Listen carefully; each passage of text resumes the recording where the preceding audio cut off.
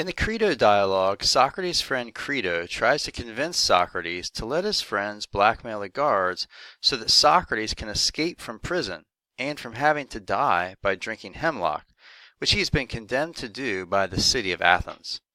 The larger philosophical question raised here is, what is the extent of our duty to submit to the judicial verdicts of the state? Are we ever morally justified in resisting or evading those legal verdicts? Now, Crito gives several reasons in favor of escaping by blackmailing the guards. People will think that Socrates' friends would not help him because they valued money over friends. It won't cost his friends much to blackmail the guards. Citizens in Thessaly and elsewhere will be ready to receive Socrates, and if Socrates drinks the hemlock, he will betray his sons by deserting them. He's obliged to see the toil and trouble of their upbringing and education through to the end. Now, according to Socrates, we shouldn't care what most people think of our actions. We should only respect the opinion of the good, those with understanding. But they're a small minority, not the populace at large that Crito is thinking of. The opinions of the good on how to live well are actually true, so by respecting and acting on their opinions, we will have a good life. If we disregard them, we will suffer. This is true with respect even to physical health, and much more so with respect to the condition of the soul, that part of us which is made better by justice and spoiled by injustice. We should attach the highest value, says Socrates, not to living, but to living well. And living well is the same thing as living honorably or justly. In other words, life is preferable to death only if it is a just and honorable life. So saving his life by escaping is only worthwhile if escape is a just and honorable action.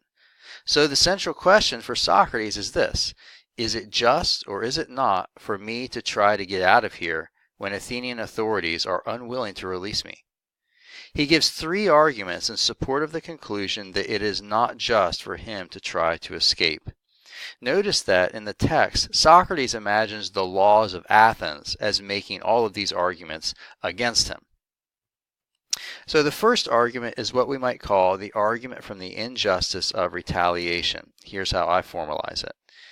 People should on no account whatever do injustice willingly, even in return for unjust treatment. But there's no difference between ill treatment and unjust treatment. Therefore, one should never treat people badly, illy, even in return for unjust treatment.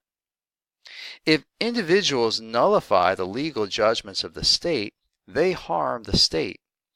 Therefore, if individuals nullify the legal judgments of the state, they act unjustly.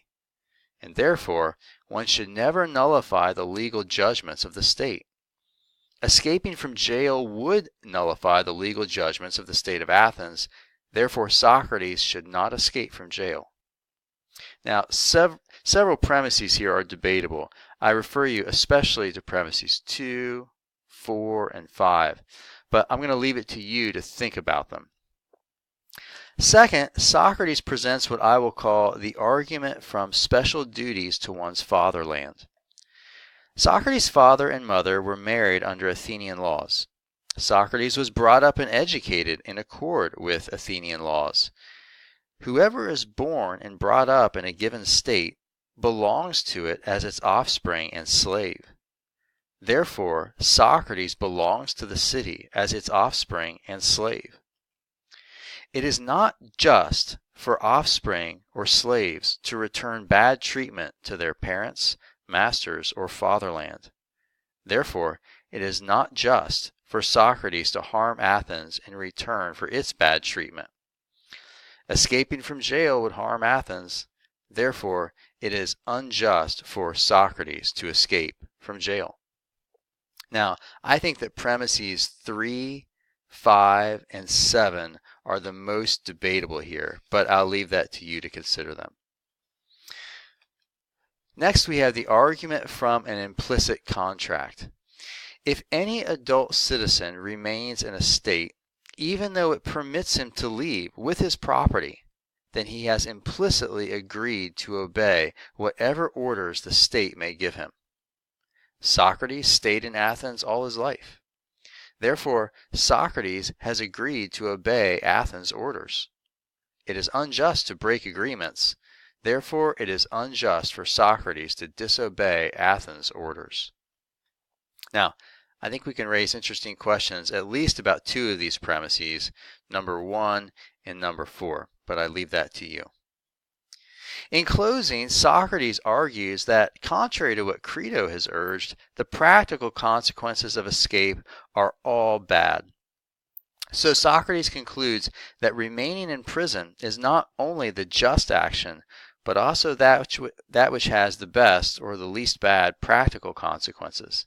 And this reflects his commitment that doing the right thing somehow always turns out best in the end.